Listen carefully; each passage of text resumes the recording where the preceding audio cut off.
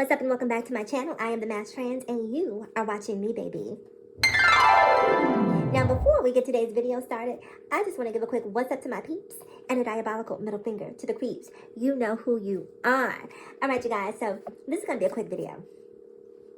So I just got through talking about Brittany Griner and the backlash that she's been getting for her release.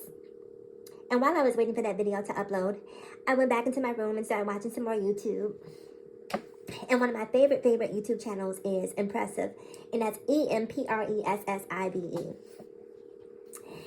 And she did a video where she talked about Dwayne Wade and Gabrielle Union exploiting Zaya Wade for their own benefit.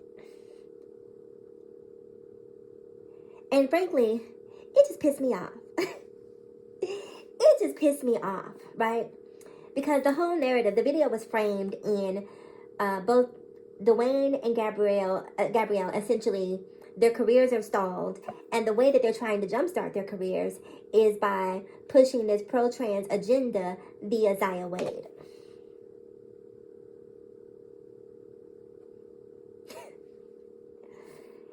I am so tired of people who are not trans, who do not have a trans child, who have no connection to the trans experience, talking about what it means to be trans, to raise a trans child when you are not in those shoes, right? So, as I mentioned in the video a couple days ago, an old clip of Gabrielle Union doing an interview with Jamel Hill where she talks about Lil Boosie and his rant against their child, where she said some things about Lil Boosie and essentially alluded to, he talks about peeing way too much.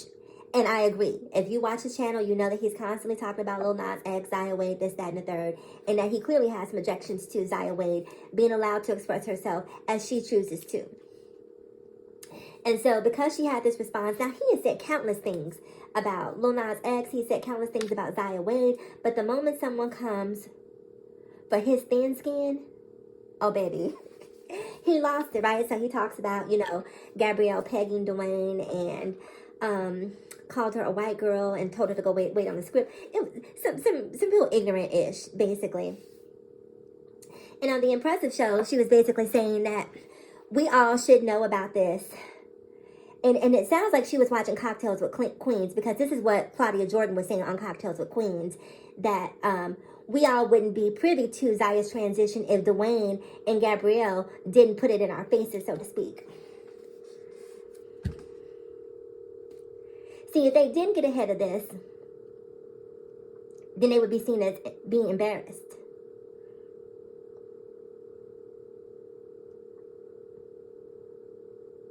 But all of these people are now trying to vilify, and I'm watching this campaign grow momentum, where they are trying to turn Gabrielle and Dwayne Wade into villains for supporting their trans child. And you have to watch it.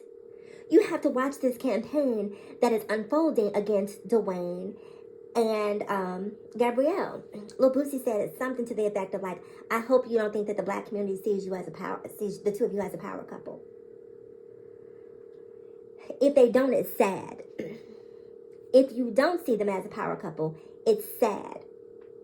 Because here you have two loving parents, one step parent, one biological parent, who are trying to do their best to... Listen, there isn't a handbook on how to raise a trans child. And there certainly is not a handbook on how to raise a celebrity trans child. Where is it? Where is the formula? Where is the step-by-step on how Dwayne and Gabrielle are supposed to raise this child? I'm waiting. Go ahead. There isn't. There was Chastity Bono. I think R. Kelly has a trans child that he doesn't really have a relationship with, or a strong one. Who else has? So there have been other celebrity trans kids, but you don't hear about them a lot because they don't have a relationship with the celebrity parent. Maybe the celebrity parent is embarrassed of them. Maybe the celebrity parent doesn't have as high of a profile as a Gabrielle and a Dwayne Wade. And you also have to understand that there is this conflation of things that come together with Zaya Wade, right? She is a celebrity child. She is black. she is coming into her gender identity in a day and time where this is a very prominent issue that is, top of mind for many of us. So there's a lot of things coming together to generate this interest in Zaya. And so on the Empressive show, she was talking about how they're talking about her constantly in interviews. I'm sure Dwayne and Gabrielle don't go there hoping, okay, I want to talk about Zaya. But they're being asked about her. I believe Dwayne has a son who's playing basketball either in college or at a semi-pro level. Don't ask me. I don't know anything about sports. But they're not asking about him because that's mundane. They're not interested in that because it's not sensational. Zaya's transition is. And so, like I mentioned before, there isn't a handbook. Gabrielle and Dwayne are essentially creating the handbook, whether they like it or not, whether they're aware of it or not, on how to raise a black celebrity trans child. And are they going to get 100% correct? Absolutely not. But I can tell you, as a trans woman, I would have loved to have had that support from both my mother and father. Loved it. Loved it. There is no shame or embarrassment. That child is loved. That child is supported. That child is visible. Because on the show, she talked about, how Magic Johnson has EJ, who is essentially non-binary. And I don't know if that's how EJ identifies, but based on appearance, I'm going to say non-binary. And Magic Johnson doesn't make a big deal out of it. EJ didn't come out at the same time as Zaya Wade. EJ predates all of the things that have happened since Zaya Wade. It was a different time then. So that is a false equivalency to compare EJ to Zaya. Not only is it a false equivalency, they're different people, and people are going to parent differently. So you can't compare Magic Johnson's parenting to Dwayne Wayne's parenting. They're both black athletes, but that's where the comparisons or the parallels end. Ask EJ, did he feel supported? Ask EJ, did he ever feel embarrassed? Maybe he did, maybe he didn't, I don't know. But all of these people who are on the outside looking in, judging Gabrielle and Dwayne's parenting, need to have a seat and let them figure out the best way to do it. She also touched a little bit on Savon, I believe Dwayne's first wife, the mother of Zaya, and how she has an issue and she's not being allowed to have an influence on Zaya's transition. And she also talked about Zaya's sexuality. And that's what I want to say here really quick. I'm going to come back to Savon in just a second. People need to understand that there is a difference between sexuality and gender identity. Sexuality is what you're attracted to, okay? Who you want to have, who you want to. Gender identity is what you see when you look in the mirror. How you identify, how you want to show up in the world. Sexuality, gender identity. And I heard her refer to Zaya's transition as her sexuality, and it's not the same. And again, it just goes to show that people don't know what they're talking about. They don't know what they're talking about. So, back to Savon really quick. So, apparently, Savon feels like she's being excommunicated, not being allowed to talk about, have a say in what's going on in Zaya's transition. And this again is one of those things where I'm not in the midst of what's going on. I don't know, and it just blows my mind that people are so quick to talk about things like they're actually in the fray. I don't know if she's being excommunicated. I don't know if Zaya is making a choice to not communicate. I don't know if Gabrielle and Dwayne are vilifying her in the eyes of her child. I don't know. I don't know if she's a jilted or scorned ex who's upset about the fact that she put all this time, energy, effort, years into loving and supporting Dwayne, helping to build him, to grow him to the athlete and the prominence that he has achieved. And all of a sudden, once he achieves that, he leaves her for, a Hollywood it girl. Listen, I couldn't blame her for being upset about that. I couldn't blame her for being a jilted ex-girlfriend. I would understand that. I would definitely empathize with that. But is that the basis of her issue? Because we can't act like there can't be some of that, peppered into what her issue is with Dwayne and Gabrielle. And if they can be exploiting Zaya, is it true that she could possibly be exploiting Zaya as well?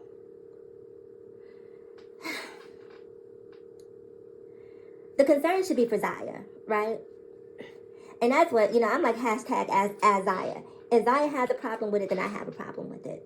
If Zaya says she appreciates the support that she gets from her parents, she appreciates them. I remember very early on in the transition seeing Gabrielle, I believe, go to a pride parade. That was the first inkling that I had that there was a trans child being reared by both Gabrielle and Dwayne.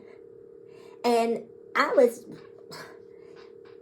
in awe because we don't see Black families do that very often. Are there Black families out there who don't have the profile that Dwayne and Gabrielle do, that are probably doing the same thing? Absolutely. And snaps to those families who love your children unconditionally. We need to see more of that. And all of these people who have issues with, Gabrielle and Dwayne Wayne parenting a trans child, tell me how you would do it when you have a trans child. Because in most instances, what you're going to try to do is Jesus the trans up out of the child, scare the trans up out of the child, embarrass the trans up out of the child, beat the trans up out of the child, verbally abuse the trans out of the child, emotionally abuse the trans up out of the child. That's what's going to happen in most instances, if we're being completely honest.